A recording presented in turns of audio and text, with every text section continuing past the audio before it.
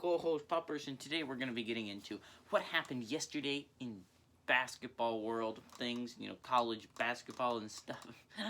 And we're going to be going over the one Power 5 conference game today. There's no ranked team playing, so we're going to go over the one Power Conference team that's playing, and I have to pick the underdog, so yay on that. What happened in Big Ten basketball yesterday? I'm sure you're wondering. I'm sure you're excited. Anyways, Ohio State beat Iowa to just absolutely crush my hopes. But luckily for me, there was no other upset yesterday at half a point, so I set 2 points. With a win today, I could get to 3.5 points. And then, boom, a day without an upset or an upset I pick right, I'm right there. I'm in the thing. I'm in this. Oh, yeah.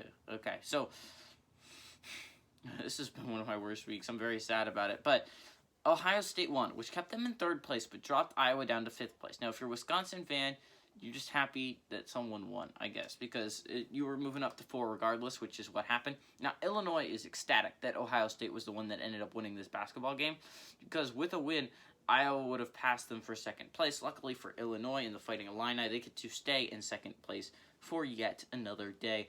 An underrated thing that happened yesterday in the Big Ten, because a lot of people were watching the Iowa-Ohio State game because they were both top 10 teams. Rutgers was able to beat Minnesota, dropping Minnesota to an 11-7 record, putting Rutgers at 7-6, only a half a game behind Purdue. And Maryland, right now, with a win, could pass both Minnesota and Indiana and be in 8th place.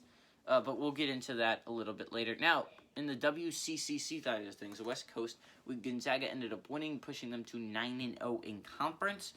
And Pacific ended up losing, dropping them to 2-4. They were actually had this game pretty close. They had leads in the second half. It was like, oh my god. I don't think Gonzaga's a great team. I think they're playing inferior opponents that just aren't that overall great, right? So, that's my opinion on it. But Gonzaga did not play a good game against Pacific. Again, it's college basketball, so any given day, right? But Pacific really should have been blown out by Gonzaga. They're not even one of the better West Coast teams. Like, I can see it when San Francisco or BYU is hanging in there with you. But Pacific should not be hanging in there with you. Take that with a grain of salt, but I'm a little bit worried about Gonzaga come playoff time. So, I'm sure you're wondering, what is the one Power 5 conference game today? And that actually is, at 6 o'clock, we have Maryland traveling to Penn State. Now, Penn State's favored by 2 points, which means I have to take the underdog, which is taking Maryland to win this game, which really hurts my soul, which means I really would like this not to be an upset today, but it's a thing. It's on FS1, by the way. I'm going to definitely record it and watch it. I'm going to be so excited if my Penn State Nittany Lions win. But Penn State is allowing their opponents right now to shoot 47.1% from the floor. Not a great statistic. Leads the Big Ten. So, worst defense right now statistically in the Big Ten. Now, I believe we are getting better. Jamari Wheeler is, again, one of the most dominant players in the entire conference defensively.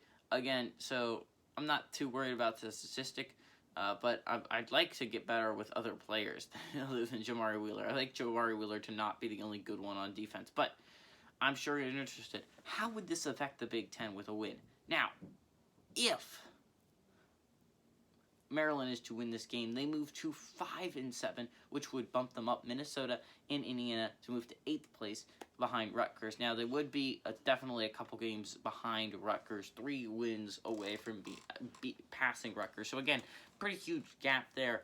But it would definitely be a huge win for Maryland. After the way they started, they would move to an 11-8 record, which, to be honest, is a pretty good record, and honestly should be looked at for possible playoff material if they keep winning. And honestly, Maryland is looking like one of the better teams in the Big Ten. Well, outside of obviously the top 5, you have Michigan, Illinois, Ohio State, Wisconsin, Iowa. Those are obviously the top 5 teams in the Big Ten right now. But outside of that, you have Purdue, Rutgers, Indiana, Minnesota, and Maryland, in my opinion, are that section. Now, Penn State's favored by 2 points in this game, and it's for a reason. I understand they got blown out by Wisconsin on Monday, but they did have a pretty good win against Wisconsin that Saturday. I think it was on Saturday.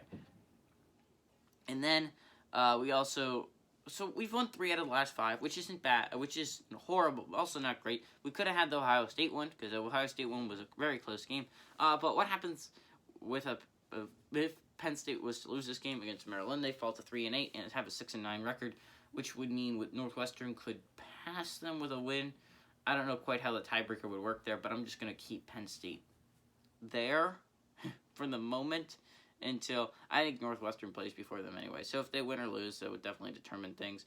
Now, with a Penn State win, which they are favored in this game, so don't forget that, they moved 4-7 with a 7-8 overall record, right? They would be able to pass Maryland because Maryland would end up with a 4-8 in conference record, and then which is 4-7 is better, right? So Penn State would be able to pass Maryland, reclaim that 10th spot. Would not be able to pass Minnesota quite yet, even though they have the same record in conference because of the overall record of Minnesota. But Penn State would be trending in the right direction, and a stretch that comes down has Michigan State and Nebraska in the next 2 games. It'd be very nice to get a win here so that we can go down that stretch and hopefully end up with a 6-7 in conference record by the end of next week. I think that's very likely. But unfortunately for me as a Penn State fan, I have to take the upset. So let me tell you why I think Maryland might win this game. Maryland's played some extremely good basketball recently. You can point to the Purdue win, point to a lot of different wins from Maryland. Maryland's a pretty good basketball team that constantly is beating top-tier teams. You look at, they beat Wisconsin a few weeks back. So, I mean, they definitely have, they beat Illinois. So they have some pretty high-caliber wins. Maryland, and weirdly enough, they only have 4, and it's against, 3 of them are against Wisconsin, Purdue, and Illinois, which is 3 of the top 6 teams, which is extremely impressive. But the problem is Maryland hasn't been able to beat the lower-tier teams, which I might think comes back to bite them here against Penn State, who is an underrated basketball squad right now. Brockington's playing at a pretty high level. Now, Wisconsin was able to shut them out in the second half last night, which is interesting. And if you're Maryland, you got to watch a lot of that game film because I haven't seen the defense quite do that to Penn State in the entire season, right? So you got to watch that game film to figure out what they did. So if Maryland is doing this game, you need to watch that game film, figure out what Wisconsin did in that second half, and then do that exactly, and really hope your shots go in. That's what you got to do if you're Maryland. But, hey everybody, this is GGB, Close Pepper saying adios amigos, and go Terrapins, I guess.